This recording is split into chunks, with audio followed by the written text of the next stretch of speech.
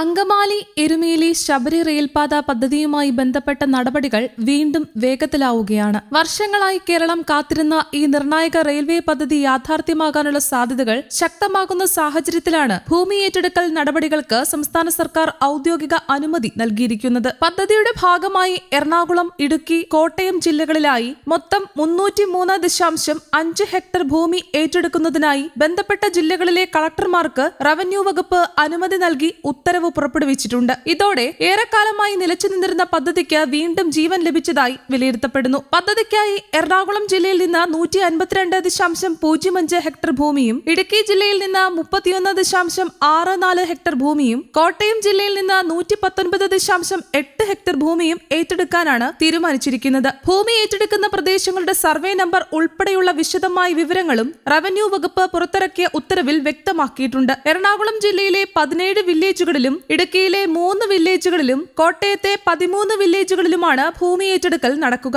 എറണാകുളം ജില്ലയിൽ മൂവാറ്റുപുഴ, കോതമംഗലം, കുന്നത്തുനാട്, ആലുവ എന്നീ താലൂക്കുകളിലായി 152.05 ഹെക്ടർ ഭൂമി ഏറ്റെടുക്കും. കോട്ടയം ജില്ലയിൽ കാഞ്ഞിരപ്പള്ളി, മീനച്ചിൽ താലൂക്കുകളിലായി ഏകദേശം 119.89 ഹെക്ടർ ഭൂമിയും, ഇടുക്കി ജില്ലയിലെ തൊടുപുഴ താലൂക്കിൽ ഏകദേശം 33.77 ഹെക്ടർ ഭൂമിയും പദ്ധതിക്കായി ഏറ്റെടുക്കാൻ തീരുമാനിച്ചിട്ടുണ്ട്. ഉത്തരവ് പുറപ്പെടുവിച്ചതോടെ ഭൂമി ഏറ്റെടുക്കൽ നടപടികൾ ഉടൻ ആരംഭിക്കാനാണ് സർക്കാർ നിർദ്ദേശം നൽകിയിരിക്കുന്നത്. ശബരി റെയിൽപാത പദ്ധതിയുടെ മൊത്തം ചെലവ് ഏകദേശം 3800.9 കോടി രൂപയാണ്. ഇതിൽ 50% തുകയായ ഏകദേശം 1900 കോടി രൂപ സംസ്ഥാന സർക്കാർ കിഫ്ബി വഴിയാണ് നൽകുന്നത്. ഭൂമി ഏറ്റെടുക്കലിനുള്ള ചെലവും ഇതിൽ ഉൾപ്പെടുന്നു. ശേഷിക്കുന്ന 50% തുകയാണ് കേന്ദ്ര സർക്കാർ വഹിക്കുന്നത്. ഇതോടെ സംസ്ഥാനവും കേന്ദ്രവും ചേർന്നുള്ള സംയുക്ത സാമ്പത്തിക പങ്കാളിത്തത്തോടെ പദ്ധതി നടപ്പാക്കാനാണ് തീരുമാനം. കഴിഞ്ഞ വർഷം ജനുവരി അവസാനം വരെ കേന്ദ്ര സർക്കാർ ശബരി റെയിൽപാത പദ്ധതിയെ മരവിപ്പിച്ച നിലയിലായിരുന്നു. എന്നാൽ തുടർന്ന് നടന്ന ചർച്ചകളും സംസ്ഥാന സർക്കാരിന്റെ ഇടപെടലുകളും ഫലമായി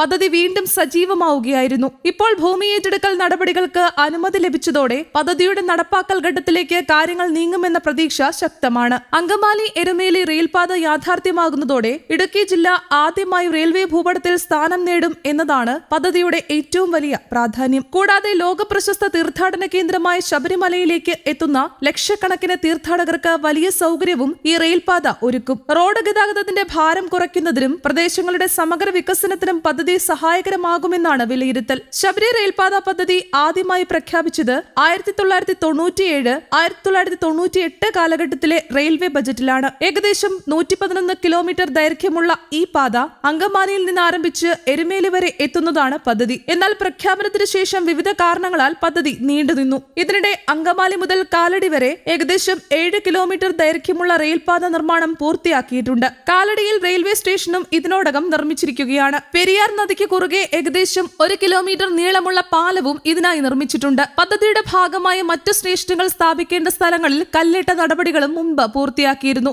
ഇപ്പോൾ ഭൂമി ഏറ്റെടുക്കൽ നടപടികൾ വേഗത്തിൽ പൂർത്തിയാക്കുന്നതിനായി റവന്യൂ വകുപ്പ് ബന്ധപ്പെട്ട ഉദ്യോഗസ്ഥർക്കും ജില്ലാ കളക്ടർമാർക്കും നിർദ്ദേശം നൽകിയിട്ടുണ്ട്. ഭൂമി ഏറ്റെടുക്കൽ നടപടികൾ സമയബന്ധിതമായി പൂർത്തിയാക്കുന്നുവെങ്കിൽ വർഷങ്ങളായി കാത്തിരുന്ന ശബരി റെയിൽപാത പദ്ധതി അടുത്ത വർഷങ്ങളിലായി യാഥാർത്ഥ്യമാകുമെന്ന പ്രതീക്ഷയിലാണ് സംസ്ഥാന സർക്കാർ. News desk, Kerala Kaumudi.